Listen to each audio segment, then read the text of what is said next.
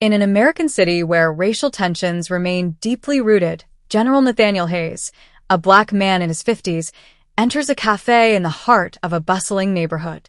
Despite his imposing stature and aura of serenity, Nathaniel dons casual attire, choosing to forego his military insignia and symbols of his prestigious rank.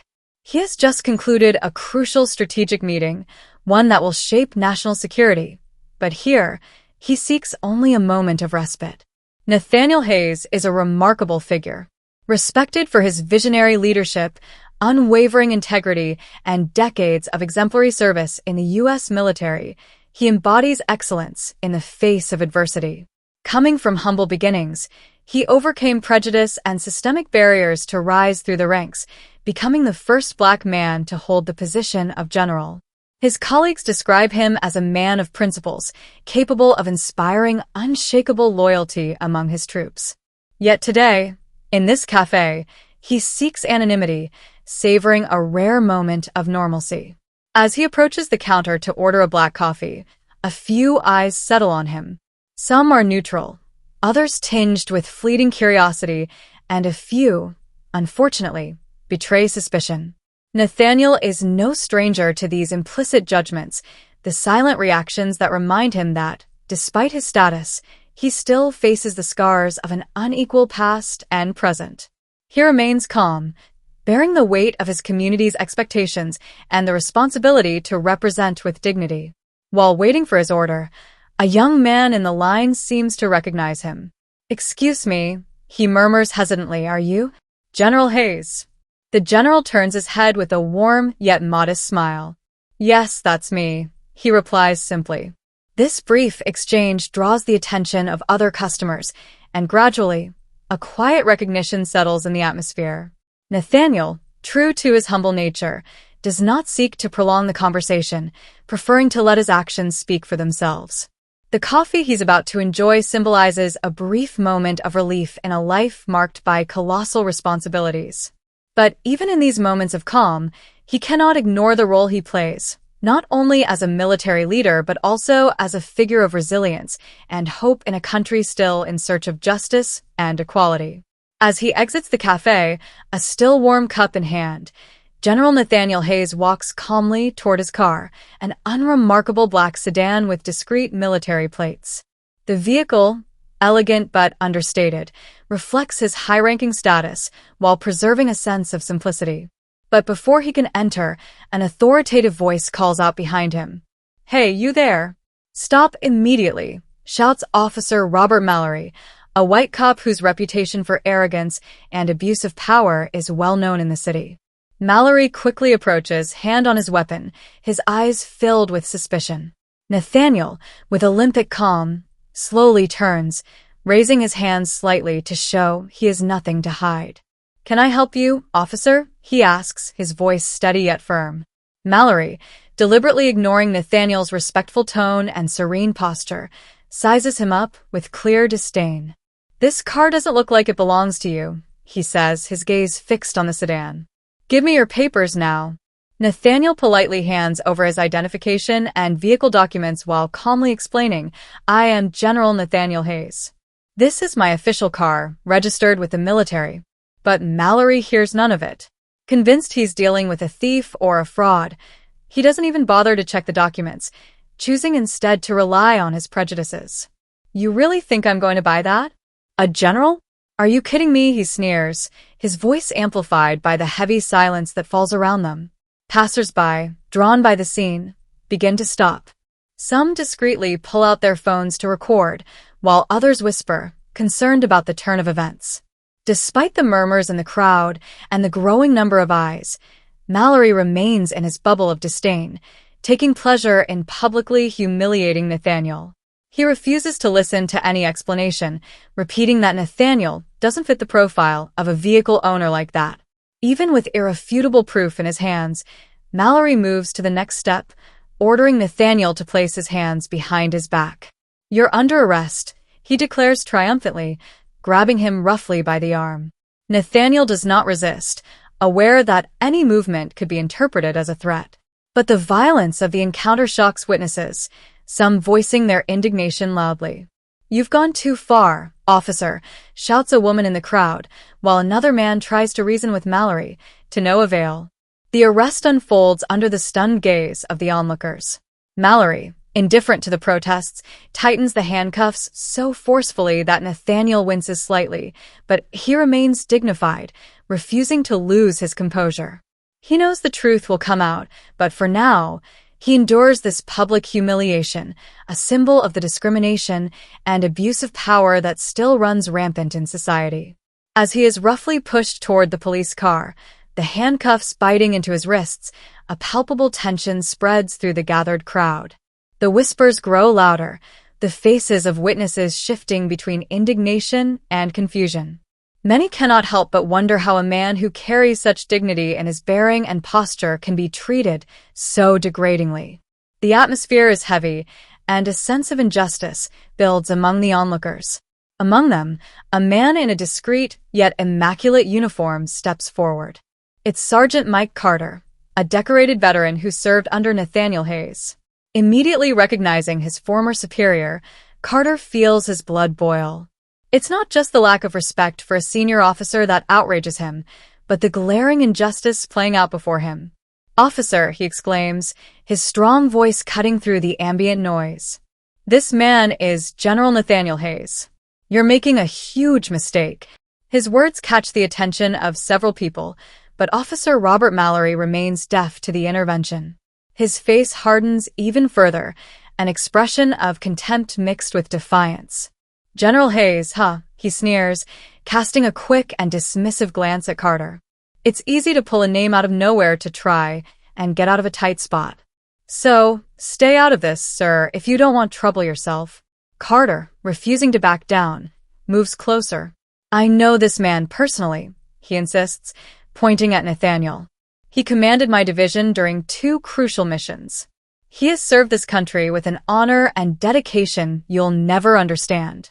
You're arresting a national hero, and you're going to pay for this."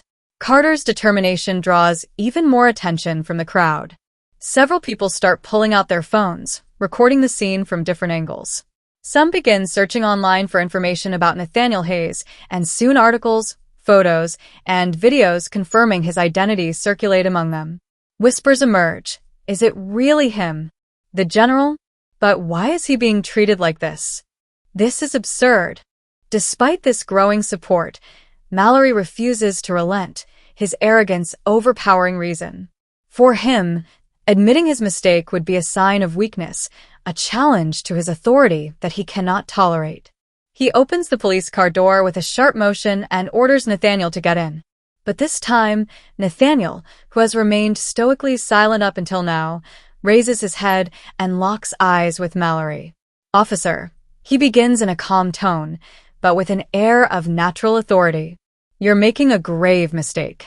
Not only are you exposing yourself to legal consequences, but you are also dishonoring the oath you took to serve and protect. I advise you to think carefully about your actions." These words, spoken with quiet force, create a visible hesitation in Mallory. Still, he persists, waving his badge as the ultimate justification. "You don't scare me, general or not," he mutters, though his voice betrays a hint of insecurity. Once at the police station, Nathaniel is escorted out of the car, handcuffed, his unshakable calm contrasting with a tense atmosphere. The officers inside the station turn to look, surprised by the imposing stature and dignity of this man, who is being treated like a criminal. Whispers begin to circulate among them, but Mallory, still convinced of his right, directs Nathaniel toward a temporary cell. "I want to make a call," Nathaniel states firmly but courteously, his piercing gaze directed at the young officer assigned to watch him. After a brief hesitation, the officer nods and hands him a phone. Nathaniel calmly dials a number and engages in a brief, but significant conversation. He contacts a colleague at the Pentagon, a high-ranking general, and explains the situation in a few clear, concise words. On the other end of the line, the reaction is immediate. Within 10 minutes, the main phone at the police station begins to ring incessantly. Calls flood in, increasingly urgent. A colonel demands to speak to the police chief. A senior civilian official asks for an explanation, and finally, A secure line connects the police chief's office directly to a general's office in Washington. Chaos quickly ensues. Meanwhile, Nathaniel, still locked in a cell, sits quietly on a wooden bench, his hands resting on his knees. His royal calm stands in stark contrast to the panic sweeping through the station. The officers around him murmur to each other, some beginning to realize that a terrible misunderstanding is unfolding. The police chief, a graying man whose face is marked by years of service, rushes in, his expression wavering between anger and panic. No sooner has he entered the door than another vehicle speeds up in front of the station, a military sedan escorted by two unmarked cars. Several senior military officers step out, their impeccable uniforms reflecting their rank and importance. At their head is General Marcus Delaney, a man known for his explosive temper and unwavering respect for Nathaniel, entering the station with palpable determination. "Where is General Hayes?" Delaney booms as soon as he steps through the door, his voice echoing throughout the space. The officers present freeze, their gazes avoiding his. Finally, a young policeman points to the cell where Nathaniel is being held. With quick strides, Delaney reaches the cell door and orders it open immediately. When Nathaniel is released, Delaney extends a firm hand. "I am deeply sorry for this insult, Nathaniel," he says, his voice a mix of respect and frustration. "This will not go unpunished." Mallory, observing the scene from a distance, begins to realize the extent of his mistake. But it is only when Delaney, his eyes blazing with fury, turns toward him that he fully understands the gravity of the situation. "You," Delaney says, pointing at Mallory. "Do you know who you just arrested? Do you know that this man has served this country for over 30 years, that he has risked his life to protect your freedoms? You have just committed a monumental professional and moral error." Mallory, usually confident, stammers a few words, but Delaney's icy glare quickly silences him. Meanwhile, the police chief tries to calm the situation, but Nathaniel, with a gesture of his hand, signals that he wishes to speak. Standing tall, he addresses all the officers present. "What you just witnessed is not only an error against me. It is the reflection of a much larger problem. I am fortunate because my rank and connections allow me to correct this injustice. But what about those who, every day, suffer this kind of abuse without the ability to defend themselves? This is not just a personal matter. It is a call to deeply examine the prejudices that plague our system." A heavy silence follows his words. The military officers, impressed by his dignity, nod silently, while some of the police officers lower their eyes, visibly ashamed. For Mallory, these words echo as a silent but unrelenting judgment. At that moment, Nathaniel realizes that what has just happened goes far beyond his own experience. It is not just his honor at stake, but the honor of all those who, every day, are judged, humiliated, or discriminated against due to deeply ingrained prejudices. He understands that this incident, painful as it is, presents a rare opportunity to shed light on a systemic issue that corrupts not only law enforcement, but also collective mindsets. Nathaniel straightens up, observing the room with quiet intensity. He sees in the eyes of the officers a range of emotions: shame, fear, and for some, a hint of empathy. He knows his rank and status attract attention, but he thinks of the countless others who suffer similar abuses in complete anonymity. These invisible faces come to mind: the young man arrested without cause in his youth, the families torn apart by arbitrary decisions, the voices silenced by fear. He turns to the police chief, Delaney, and the officers present, his voice clear and steady. What happened here should not be resolved with just apologies or sanctions. That is not enough. It is time to reconsider our practices, to ask ourselves why men like Mallory feel entitled to act this way. And most importantly, it is time to listen to those we have ignored for far too long. The police chief, aware of the gravity of the situation, slowly nods, but Nathaniel is not finished. "I want this incident to serve as the starting point for a national dialogue. Not just in the station, but across the entire country. Too many lives have been affected by this kind of behavior. Too many citizens, like me today, have had their dignity trampled without reason."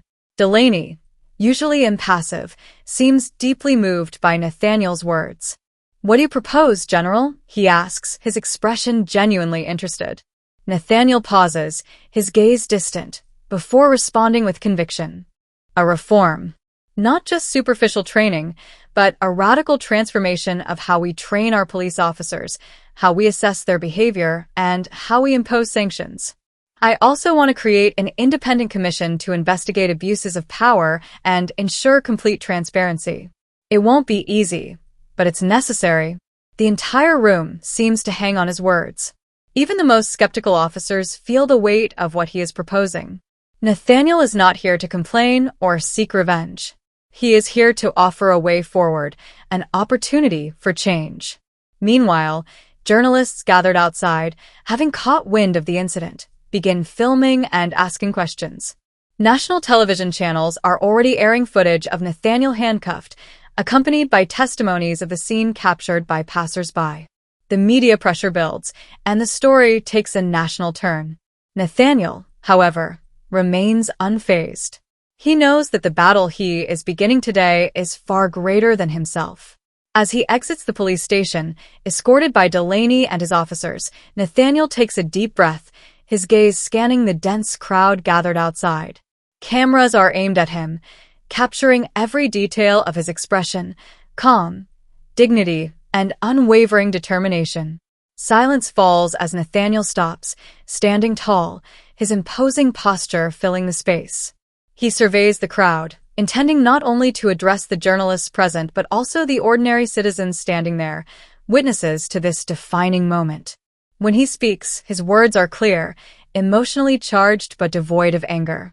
"What I experienced today," he begins, his voice projecting a natural authority, "is not an isolated incident. It is the reflection of a truth that many know and suffer in silence. A truth we sometimes prefer to ignore, but which continues to haunt our society. Today, it is not only me who is humiliated. It is all those who, every day, must fight to prove they deserve respect and dignity simply because of how they look." He pauses, letting his words resonate in the charged air. The crowd listens with palpable intensity. But this moment, as painful as it is not an end. It is a beginning, an opportunity for all of us to look in the mirror and ask ourselves what kind of country we want to be. A country where prejudice dictates actions? Or a country where justice and equality prevail for every citizen, regardless of their skin color, rank, or status? Murmurs of approval rise from the crowd, and a few timid but sincere claps break out. Nathaniel continues, his voice rising slightly, carried by the passion of his convictions. "I am not here to ask for vengeance. I am here to ask for justice. Not just for me, but for every man, woman, and child who has been wrongfully judged, treated unjustly, or silenced. This country deserves better. We deserve better. And today, I commit to working for that better. But I cannot do it alone. This fight belongs to each of us. Together, we can change things. Together, we can build a future where no one will ever have to live through what I've lived." This time, the applause is louder, accompanied by shouts of approval and encouragement. Journalists frantically take notes, recording every word of this speech that resonates like a call for unity and change. The image of Nathaniel, standing on the steps of the police station, surrounded by military and police officers, quickly goes viral.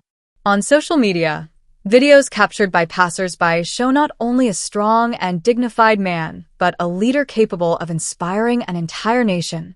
As he prepares to leave, a young man in the crowd approaches, his eyes shining with admiration. "Thank you, General," he says simply, extending his hand. Nathaniel shakes it with sincere warmth. "The real work starts now," he murmurs before heading toward the car waiting for him, his mind already focused on the next steps. He knows that this moment will be etched in memory, not as a humiliation, but as the starting point of a movement. For Nathaniel, this incident is far more than an isolated event. It is the catalyst for a silent revolution, a chance to ignite a spark of justice in a country that desperately needs it. And as he leaves the scene, he knows that every step he takes, every word he speaks, could open a new path for those who come after him.